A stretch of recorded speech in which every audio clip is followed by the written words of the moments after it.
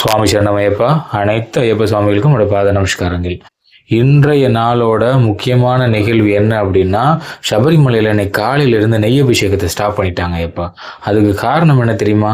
1992 பாபர் மசூதி இடித்ததுனால இன்னைக்கு பாபர் சுவாமிக்காக மரியாதை செலுத்துறதுக்காக நெய் அபிஷேகத்தை ஸ்டாப் பண்ணி வச்சிருக்காங்க அப்படின்னு சொல்லி ஒரு நியூஸ் இன்னைக்கு எல்லா பக்கமும் பரவி இருக்கிறத நீங்கள் பார்த்துருக்கலாம். இப்போ இது உண்மைதானா அப்படின்னு கேட்டிங்கன்னா கண்டிப்பாக கிடையவே கிடையாது. இப்போ கிடையவே கிடையாது.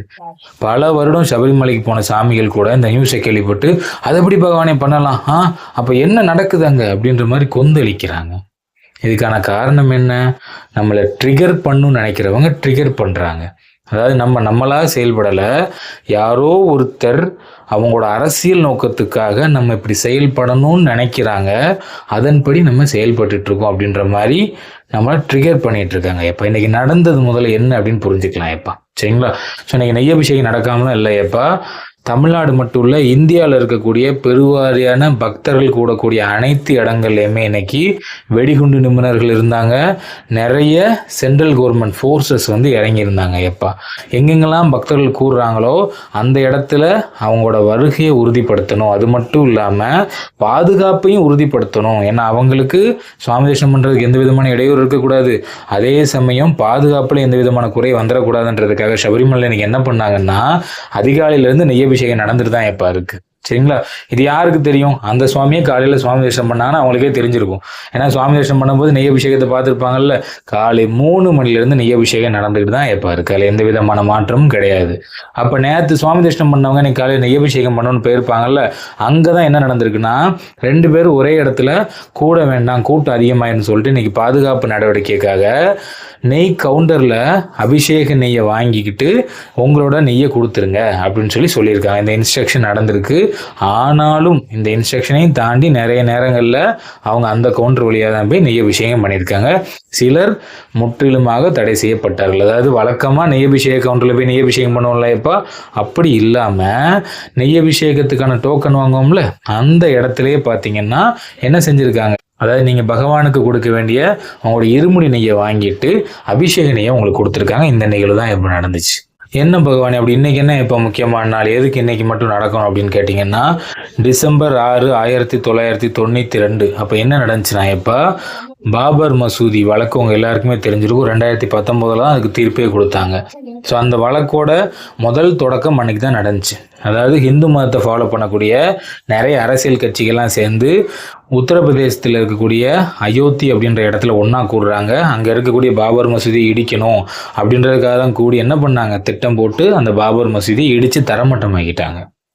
சரி, இது மிகப்பெரிய மத கலவரமாகி இந்த கலவரத்தினால மட்டும் 2000 பேருக்கு மேலே பலி நடந்திருக்கு, சரிங்களா? அதுக்கப்புறமா தான் கோர்ட்டு மூலமாக போய் சுகமாக சால்வ் பண்ணலான்னு சொல்லி 2 தரப்பினரும் மாறி மாறி கோர்ட்டில் கேஸ் போடுறாங்க. வாய்தான்னு சொல்லி ஜட்ஜு தீர்ப்பு கொடுக்கலான்னு பார்க்குறாரு, முடியாமல் தவிக்கிறாரு. ஆனால் 2019 என்ன நடந்தது? அந்த இடம் ராமர் கோயிலுக்காக ஒதுக்கப்பட்டது, சரிங்களா? இஸ்லாமிய சகோதரர்கள் எல்லாமே விட்டு கொடுத்துட்டாங்க. அந்த இடம் ராமர் கோயிலுக்காக ஒதுக்கப்பட்டது. அதே அயோத்தியில் ஒரு 5 ஏக்கருக்கு இடம் ஒதுக்கி பாபருக்கு நீங்கள் மசூதி கட்டிக்கோங்க அப்படின்னு சொல்லிட்டாங்க. அவங்களும் அதை அக்செப்ட் பண்ணிக்கிட்டாங்க, சரிங்களா? ஸோ இந்த தினத்தை, இந்த பர்டிகுலர் தினத்தை சில அரசியல் அமைப்புகள் கருப்பு தினமாக கொண்டாடுது. அவங்க கருப்பு தினமாக கொண்டாடுறது மட்டும் இல்லை, சில அரசியல் அமைப்புகள் இது வெற்றி தினமாகவும் கொண்டாடுறாங்க. ஸோ இந்த செலிப்ரேஷன் தான் எல்லா பிரச்சனையும் காரணம் எப்பா. ஸோ அப்போ பாதிக்கப்பட்டவங்க சிலர் கருப்பு தினமாக கொண்டாடும் போது சிலர் அதை வெற்றி தினமாக கொண்டாடுறதுனால அவங்க ஏதாவது பண்ணிடுவாங்களோ அப்படின்ற அச்சுறுத்தலின் காரணமாக இந்தியா முழுவதுமாக இன்னைக்கு நிறைய இடங்கள்ல கோவில்களில் காவல்துறையினர், இராணுவத்துறையினர் அதிகமாக குவிக்கப்பட்டிருந்தாங்க எப்பா. நிறைய கெடுபிடி. உதாரணத்துக்கு எடுத்துக்கிட்டோம்னா, அயோத்தியில் இருக்கக்கூடிய ராமர் கோயில் இருக்குது பார்த்தீங்களா, அந்த ராமர் கோயிலெல்லாம் சுற்றி நிறைய இடங்களில் பக்தர்கள் கூட்டமாகவே வரக்கூடாது, தனியாக போனால் தான் சுவாமி தரிசனம் பண்ணணும் அப்படின்னு சொல்லிட்டாங்க. அது மட்டும் இல்லாமல் வர்றவங்களை கம்ப்ளீட் செக் பண்ணி தான் உள்ளே அலோவ் பண்ணுறாங்க. ஒரு குறிப்பிட்ட சரௌண்டிங் வரைக்கும் எந்த வாகனமும் உள்ள அனுமதி இல்லைன்னு சொல்லிட்டாங்க. அதே மாதிரி மதுரா கிருஷ்ணர் கோயில் என்னைக்கு பார்த்தீங்க அப்படின்னா, ரெட் பெல்ட்டு எல்லோ பெல்ட்னு சொல்லி காவல்துறையினர் அப்படியே அடுக்கி முன்னாடி நின்னாங்க. அங்கேயே வாகனங்கள் எதுவுமே உள்ள குறிப்பிட்ட தூரத்துக்கு அனுமதி கிடையாது. உள்ளே போகிறவங்க எல்லாத்தையும் கம்ப்ளீட்டாக செக் பண்ணி தான் அனுப்புனாங்க. அதுக்கப்புறம் ரொம்ப பிரசித்தி பெற்ற கோயிலான நம்மளோட காசி விஸ்வநாதர் கோயில், காசியில் இருக்கக்கூடிய நம்மளோட விஸ்வநாதர் ஆலயத்திலையும் பார்த்தீங்கன்னா பக்தர்களுக்கு மிகப்பெரிய கெடுபிடி. ரொம்ப ஸ்ட்ரிக்டாக அவங்கள ஃபாலோ பண்ணி அவங்கள ஃபுல்லாக தரவாக செக் பண்ணி தான் அனுப்புனாங்க. தென் அது மட்டும் இல்லாமல் 4வது நம்மளோட மதுரை மீனாட்சி அம்மன் கோவில், அங்கேயுமே இன்னைக்கு சென்ட்ரல் கவர்மெண்ட் ஃபோர்ஸஸ் நிறைய குவிக்கப்பட்டிருந்தாங்க. ஏன்னா வெடிகுண்டு அச்சுறுத்தல் வந்திருக்கிறதாகவும் எந்தவித அசம்பாவிதமும் இல்லாமல் பொதுமக்களை பாதுகாக்கணும் அப்படின்றதுக்காக எடுக்கப்பட்ட ஒரு தடுப்பு நடவடிக்கை அப்படின்றத தெளிவாக புரிஞ்சுக்கோங்க. அப்போ இந்தியா முழுவதும் இருக்கக்கூடிய பெருவாரியான கோவில்களில் எங்கெங்கெல்லாம் பக்தர்கள் அதிகமாக கூடுறதுக்கு வாய்ப்பு இருக்கோ அந்த எல்லா கோவில்கள்லையுமே இன்னைக்கு தடுப்பு நடவடிக்கை நடந்திருக்கு அப்படின்றத நீங்கள் புரிஞ்சுக்கோங்க. ஸோ அப்போ இன்னைக்கு சபரிமலையில் இந்த நிகழ்வு நடந்ததுக்கான காரணம் என்னன்னு உங்களுக்கு புரிஞ்சிருக்குன்னு நினைக்கிறேன். நெய்யபிஷேகம் நடக்காமல நெய்யபிஷேகம் நடந்துகிட்டு தான் இருக்கு. பாதுகாப்பு கருதி யாரையுமே அந்த வழியாக போய் நெய்யபிஷேகம் பண்ண விடலை. இவங்க என்ன பண்ணுறாங்க, ஒரு பக்கெட்டில் அவங்க கொடுக்குற நெய்யை வாங்கிட்டு அபிஷேக நெய்யை திருப்பி கொடுத்தாங்க. இதுதான் நடந்துச்சு. இப்போ இந்த நிலைமை நாளையிலேருந்து மாறிடும்.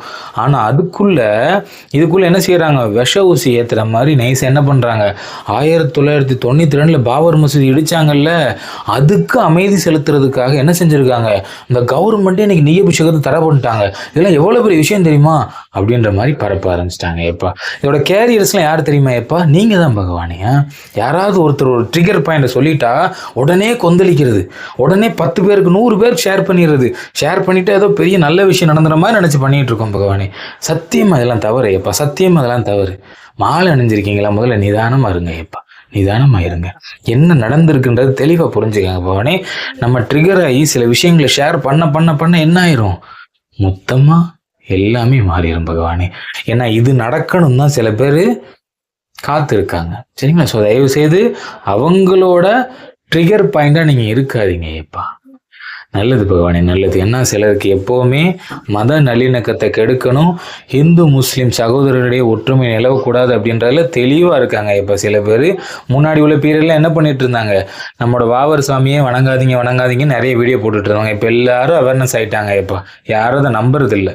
அந்த ஒரு காரணத்துக்காக வேற ஒரு ட்ரிகர் பாயிண்டை தேடி கண்டுபிடிச்சி ஏதாவது பண்ணலாமான்னு பார்க்குறாங்க.